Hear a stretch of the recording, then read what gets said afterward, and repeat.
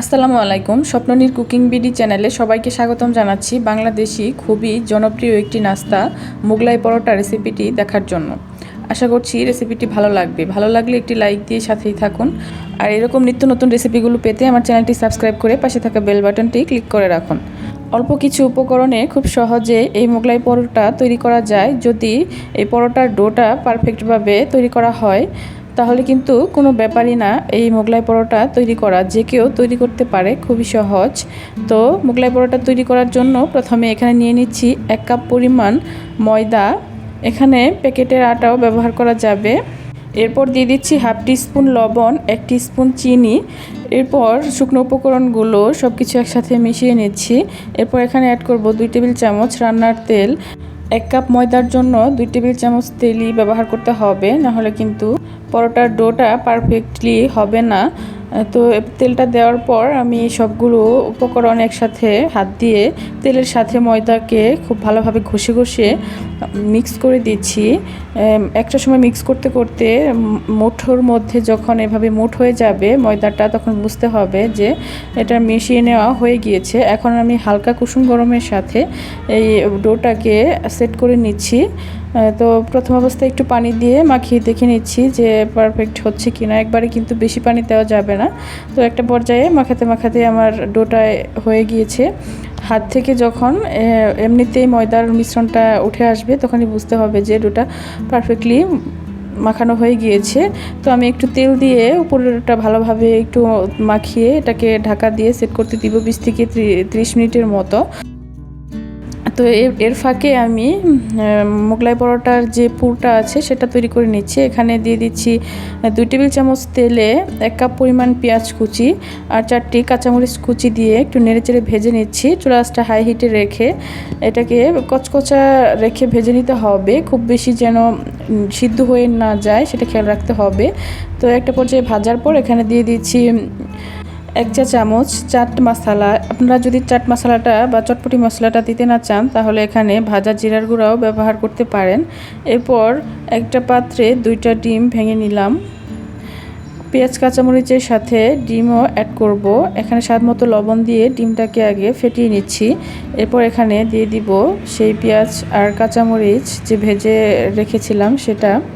তো ভেজে রাখা পেঁয়াজ আর কাঁচামরিচের মিশ্রণটা দিয়ে ডিমের সাথে ভালোভাবে মিক্স করে নিব। এখানে কাঁচা পেঁয়াজ মরিচও ব্যবহার করা যাবে, তবে ভেজে ব্যবহার করলে এর ফ্লেভারটা কিন্তু অনেক ভালো আসে। তো 20 থেকে 30 মিনিট পর ময়দার মিশ্রণটাকে আমি আবার একটু মথে নিচ্ছি।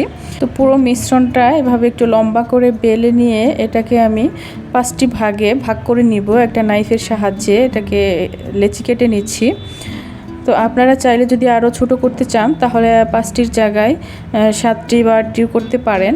তো সবগুলোকে আমি একটু হালকা হাতের সাহায্যে গুল করে নিয়ে আলাদা করে ঢেকে রেখে দিব। আর একটা লেচি নিয়ে এখন রুটি তৈরি করে নিব। যে জায়গাটাতে রুটি তৈরি করব সেখানে একটু তেল দিয়ে নিচ্ছি আর বেলনের মধ্যেও তেলটা লাগিয়ে নিচ্ছি যাতে নিচে লেগে না যায়। তো আমি একটা রুটি বেলে নিয়েছি। এখন যে পুরটা তৈরি করে রেখেছিলাম ডিম আর পেঁয়াজ কাঁচামরিচের মিশ্রণটা, সেখান থেকে আমি 2 টেবিল চামচ দিয়ে দিচ্ছি।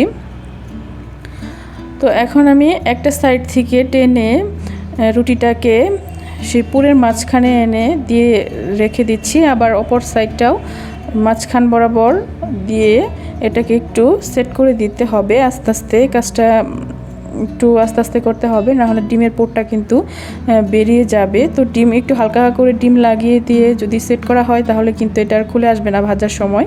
তো এটা আবারও আমি ভাঁজ করে দিচ্ছি এক সাইড থেকে টেনে। কিভাবে করছি সেটা তো ভিডিওটা দেখলেই আপনি বুঝতে পারবেন। তো আমি অপর সাইডটাও টেনে এনে ভাঁজ করে মাঝ বরাবর রেখে একটু চেপে চেপে দিচ্ছি। এই তো সেই সাথে তৈরি হয়ে গেল মিনি মোগলাই পরোটা। রুটিটা কিভাবে বেলেছি সেটা একটু দেখিয়ে দিচ্ছি। একটা লেচি নিয়ে বেলেনির সাহায্যে এভাবে একটু ঘুরিয়ে ঘুরিয়ে ডলে ডলে রুটিটা আস্তে আস্তে বেলে নিতে হবে। খুব জোরে বেলা যাবে না। রুটির সাইজটা খুব সুন্দর না হলেও চলবে, স্কোয়ার শেপ বা গোল শেপ না হলেও চলবে। তো এই তো সেমভাবে আবারও একটু ডিমের পুর দিয়ে আরেকটা মোগলাই পরোটা তৈরি করে নিচ্ছি। তো এভাবে আমি একে একে সবগুলো পরোটা বানিয়ে নিয়েছি। এবার চলে যাব ভাজার জন্য। তো ভাজার জন্য একটি ফ্রাই প্যানে পর্যাপ্ত পরিমাণ তেল চুলার মিডিয়াম টু লো আছে আমি গরম করতে দিয়েছিলাম আগে থেকে। এখন সবগুলো মোগলাই পরোটা ভাজার জন্য দিয়ে দিচ্ছি। তো পরোটাগুলো তেলে দেওয়ার সময় যে পাশটা ভাজ করেছি সেই পাশটা নিচে দিয়ে দিচ্ছি, এতে করে আর খুলে আসবে না। উপরে দিলে দেখা যাবে যে নিচের পিসটা হতে হতে ডিমের পুরটা বেরিয়ে আসছে। গরম তেল এভাবে যদি পরোটার উপরে দিয়ে দেওয়া হয় তাহলে কিন্তু খুব সহজে পরোটাগুলো ফুলে আসবে। তো তেলের পরিমাণটা একটু বেশি নিতে হবে, আর চুলার আঁচটা কিন্তু মিডিয়াম টু লো আঁচেই রেখে পরোটাগুলো ভেজে নিতে হবে। তাহলে কিন্তু পরোটাগুলো ভেতর পর্যন্ত ভালোভাবে, রুটিটাও যেমন সফট হয়ে ভাজা হবে তেমন ডিমের পুরটাও ভালোভাবে সিদ্ধ হবে। আর যদি খুব জোরে জাল করে পরোটাগুলো ভাজতে চান তাহলে কিন্তু ভেতরে ডিমটা কাঁচা থাকতে পারে, আর পরোটাও কিন্তু খুব পারফেক্টভাবে ভাজা হবে না। তো আমি উল্টে পাল্টে পরোটাগুলোকে ভেজে নিয়েছি। দেখতেই পাচ্ছেন আমার মিনি পরোটাগুলো কিন্তু বেশ ভালোভাবে ফুলেছে। তো এখন আমি একটা কিচেন টিস্যুর উপরে পরোটাগুলোকে নিয়ে নিচ্ছি, তেলটা যাতে টিস্যুটা অ্যাবজর্ব করে নেয়। তো সেই সাথে হয়ে গেল দেখেন বিকালের একটি নাস্তা ঝটপট, খুবই মজাদার। তো আমি একটি মোগলাই পরোটা দেখিয়ে দিচ্ছি কেটে। মোগলাই পরোটাটা যদি পারফেক্টভাবে ভাজা হয় এবং বানানো হয় তাহলে যখন আপনি নাইফ দিয়ে কাটতে যাবেন তখন সেটা খুব সফটলি কেটে যাবে, আর যদি পারফেক্ট না হয় তাহলে সেটা কিন্তু কাটতে চাইবে না। তো এই তো দেখতেই পাচ্ছেন ভিতর পর্যন্ত কিন্তু খুব ভালোভাবে ভাজা হয়ে গিয়েছে। তো আমার পছন্দ মতো কিছু সালাদ দিয়ে মোগলাই পরোটাগুলোকে আমি পরিবেশন করে নিচ্ছি।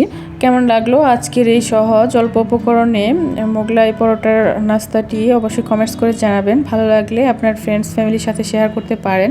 আর আমার চ্যানেলটি সাবস্ক্রাইব করার অনুরোধ করছি সবাইকে, প্লিজ আমার চ্যানেলটি সাবস্ক্রাইব করে দিবেন। আর যারা চ্যানেলটি সাবস্ক্রাইব করে পাশে আছেন তাদেরকে অসংখ্য ধন্যবাদ। আজকের মতো বিদায় নিচ্ছি, সবাই ভালো থাকবেন, সুস্থ থাকবেন। আল্লাহ হাফেজ, আসসালামু আলাইকুম।